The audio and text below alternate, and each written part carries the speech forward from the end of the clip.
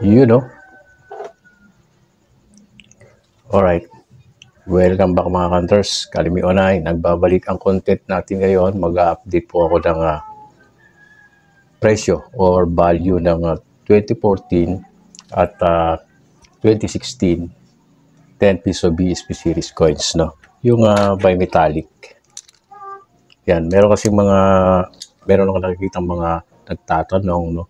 Alin ba ang mas mahirap hanapin? 2014 or 2016? At magkano na rin daw ba ang value nitong mga ito? So, sa content natin ngayon, yan ang ating i-update.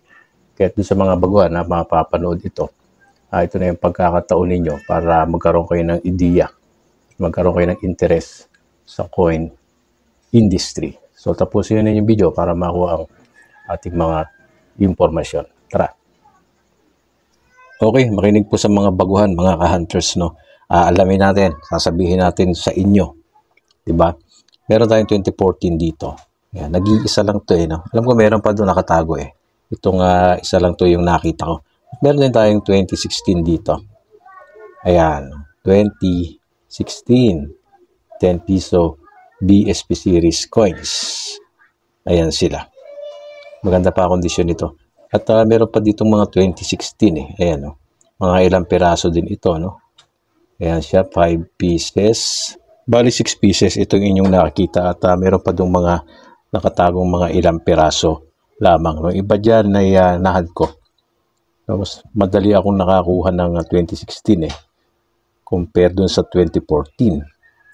No? So, generally mga hunters, base din sa mga kasama natin, no, mas madali silang nakakakuha ng 2016 compare dito sa 2014.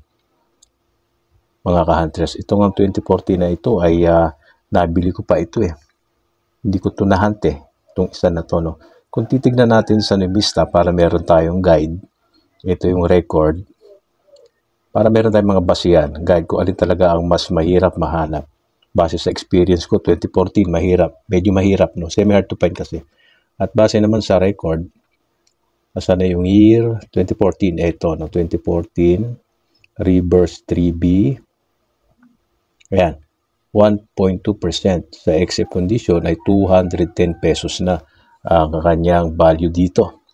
Maganda na ang value ng 2014, 1.2, medyo mababa ang frequency compare dito sa 2016, reverse 3B, ayan ang value sa BF 69, ganoon din sa XF 69 pareho, 2%, no?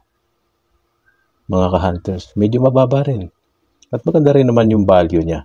Kumpara dito sa 1.2% ng 2014, except condition, no? Pwedeng umabot ang value niyan sa uncirculated condition, 1.2% ay maaaring nasa 300, from except condition, AU2, AU sunod dyan sa XF, no? Tapos uncirculated, pwedeng nasa 300, yun ay tensiometer ko lang, no? Pwedeng ganon sa uncirculated kasi meron tayong guide na sinusunod diba? Itong 2016 ay sa except condition, baka pwedeng umabot sa uncirculated na 100 to 150.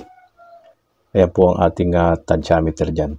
At least meron na tayong guide na. So, kahit dito sa Numista, mas mababa ang frequency ng 2014 na ito. Ayan. So, para sa akin talaga, masasabi kong mas medyo mahirap makahanap ng 2014 compare sa 2016. Pero parehong semi-hard to find po ito. No? Kung masipag ka lang, makakarami ka pa siguro niyan sa paghahanap nitong mga 2014 at 2016. No? Medyo mas mahirap lang yung 2014 ng konti. Alright, ayan na mga bro, huwag kalilimutan mag-follow sa ating Facebook page, ganoon din sa ating YouTube channel. Mag-subscribe po kayo, nasa ganun palagi kayong updated. Mag-iwan ng comment, paki-share ng video. God bless po.